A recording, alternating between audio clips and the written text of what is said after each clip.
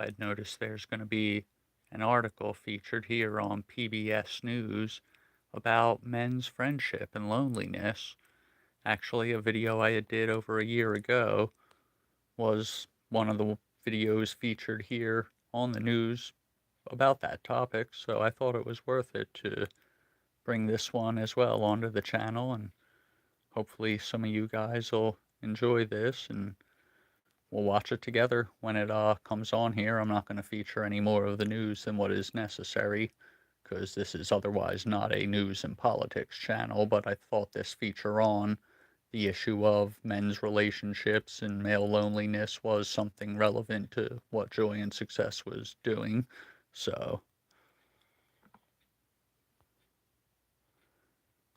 gonna just keep it paused or muted here until it comes on.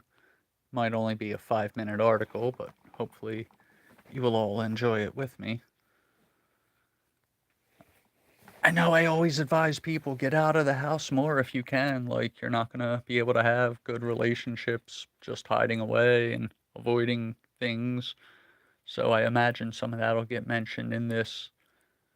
Something like joining a group, whatever that may be, a gym, a running club, a poker night, getting out of the house in some way about a hobby you love is always gonna give you more to do with your day and your social life than being a recluse. And I realize it's sometimes not easy to find the energy, but only gonna get so far hiding away, waiting for maybe the pizza delivery guy to strike up a conversation. So you gotta kind of participate in your own rescue a little bit as far as meeting new people and having a deeper rapport with those people.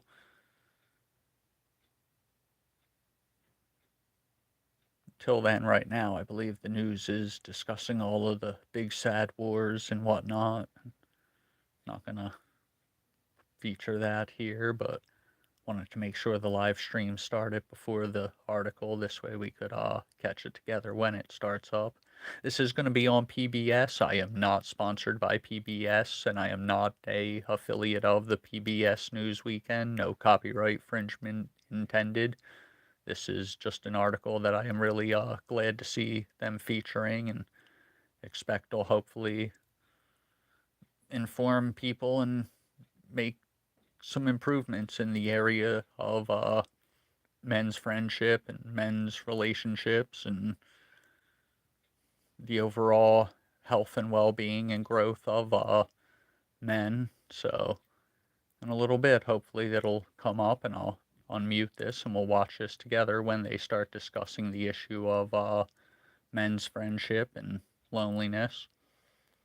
Really want to thank you guys for taking the time to join me here. It's been a little while since I've jumped online and made a video. I've had a few family issues going on myself and didn't want to take too much time to jump on here and record anything with all of that going on in the background.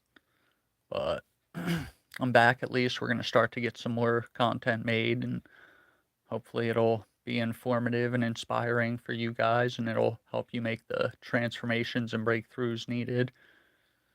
Until then, I'm still waiting here to unmute this when the article that I'm interested to feature does begin. And again, I am not sponsored by PBS or WHYY. I am otherwise not a journalist, so hopefully everybody will be supportive of the fair use of this content for discussion and debate and consideration and public education.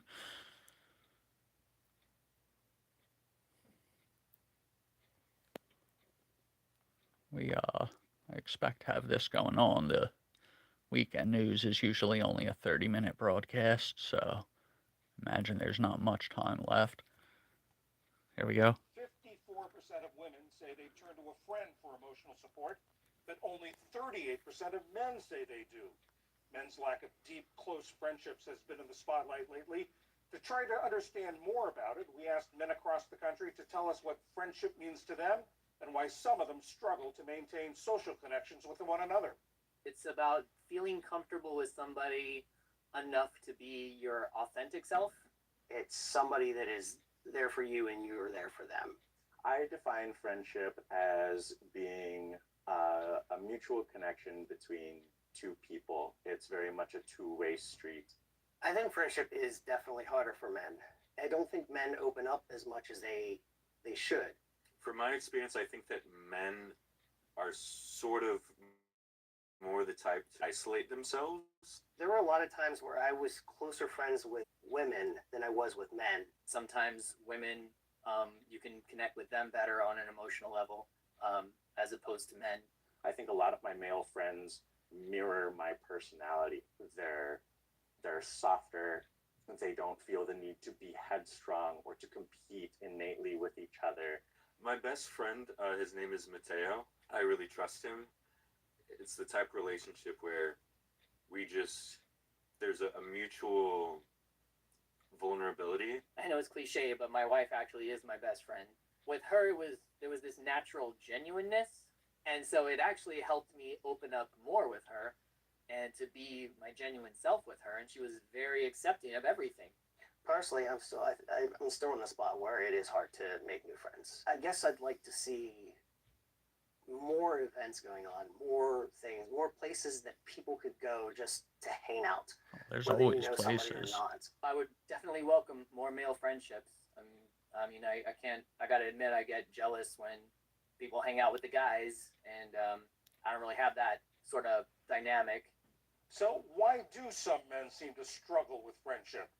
Novelist and essayist Sam Graham-Felsen recently wrote an essay in the New York Times Magazine entitled "Where Have All My Deep Male Friendships Gone?" And Richard Reeves is the CEO of the American Institute for Boys and Men, which focuses on research and policy. Sam, I want to start with you. Hey, In your Goob. essay, you had a line Thanks that for struck tuning me. You in. said, Thanks for when you checking were this out. younger, you had friends that I loved and needed, and who loved and needed me, and whom now I almost never talk to. What did you learn about how men interact with each other? And also, what did you learn about yourself in doing this? Hey, Julia. Well, Thanks for I joining was us. aware of the fact that there was a loneliness crisis in this country and that men were hit particularly hard. But I never really accepted that I was one of these data points. I always thought of myself as an exception, somebody who had lots of friends. And then I had kids, I got married, I got busy with work, and days, weeks, sometimes months would go by without seeing a friend. And I finally started to admit to myself that I actually was lonely. And that's kind of the impetus for wanting to write this article, was exploring how did someone like me, who I had always seen myself as a hypersocial person, somebody with tons of friends when I was a younger man, how did I get to the point where in my 30s and 40s, I was spending, most weekend nights in my house, not going out, not seeing friends. Richard, do men and women socialize differently? Yeah, that's one of the differences, is that men tend to socialize through an activity of one kind or another, right? Men tend to socialize somewhat more shoulder to shoulder, is how the social scientists put it, as opposed to face. So whether that's fishing or hiking or watching sport, they need those spaces where men can kind of hang out. Women seem to be a little bit better at just doing face to face, meeting up just to talk to each other. Men tend to need some sort of structure. And so what that means is that if those structures fall away, then that makes it just a little bit harder for men. Sam, having acknowledged that you were lonely and written this piece, have you done anything differently in your life since then? So I really did the most basic possible thing you could do. I got over my fear and I just started picking up the phone and calling friends. Yeah, that too. And not only calling friends, but just saying yes to when friends asked me to do something. I mean, it sounds so strange. I love hanging out with my friends, but I can't tell you the number of times in the past when I would come up with some reason, any excuse to not go out, usually something related to work. But I've just committed to, if a friend asks me to hang out, I'm going to say yes. Because basically what I've come to realize is that relationships are the most important factor in terms of feeling better and happier. I tried all kinds of things. I tried meditation. I tried, getting in really, really good shape. And all of those things helped a little bit, but they didn't cure the fundamental problem, which was loneliness. And the only thing that cured that was actually starting to hang out more. And it turned out that, my friends were totally eager to get back in touch and start hanging out again. And, might have been awkward for a few minutes, but pretty quickly we found a groove and ended up, enjoying hanging out again. Sam, I know you've written another essay since then about a road trip you took with your son. You said you talked about masculinity. Did you also talk about friendship? Part of why I wanted to take him on this road trip is because he's now 9, but we were watching a movie together, Bill and Ted's Excellent Adventure, and it's a movie about male friendship. But there's a point in the movie where Bill and Ted Bill and embrace Ted. each other, and then they quickly pull away. And I watched my son react to that, and I've heard him say things like, I used to say to my friends, I love you, but I don't say that anymore because I don't want them to think I'm weird or something. And that just struck me as a kind of sad thing because I have a daughter who's a couple of years younger and she has no problem at all saying I love you to her friends. So part of my goal was to teach him resilience and toughness and some of these quote unquote traditional masculine values. But I also wanted to leave room for him to challenge some of the conventions of what we think of as masculine, to be the kind of person who can express his feelings openly and tell his friends he loves them.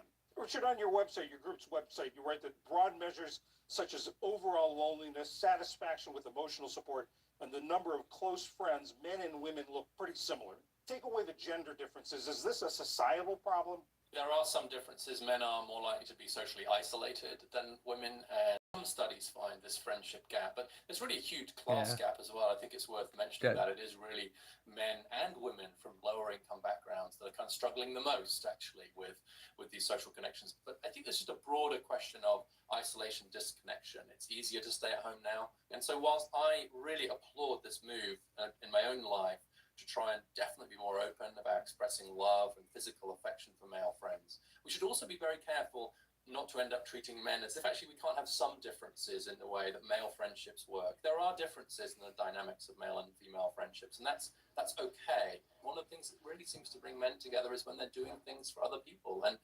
voluntary organizations all over the US are desperately short of even male Oprah volunteers. in her So book maybe mentions one of the ways we can volunteering. connect with each other is by doing things for others. After I wrote this article, I heard from hundreds of men all across the country who said that they were struggling with this issue.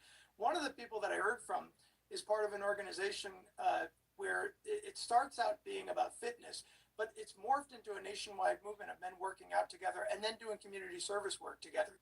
I think, Sam, this is in a way the win-win, which is to connect through providing service through purpose. And so there's a hunger connection, but this isn't a selfish desire necessarily. We're also, I think, looking for connection so that we can have a kind of positive impact on the world. Richard Reeves, Sam Graham-Felsen, thank you both very much. Thank you. Thank you.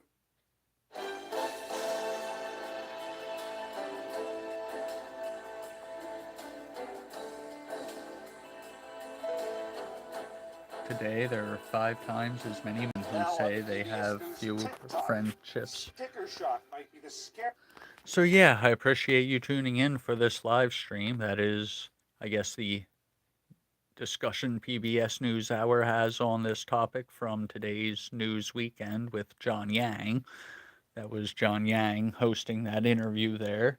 And for as much as I guess that may be just their anecdotal evidence and their story, I think it rings true. I've heard a lot of other life coaches discuss really similar concerns amongst men. In fact, the fellow Dr. Glover runs men's groups. I believe he calls it Integration Nation, and he advises a lot of the same things, that men do need to take some time to be with other men and to socialize in a way that creates healthy and reciprocal relationships.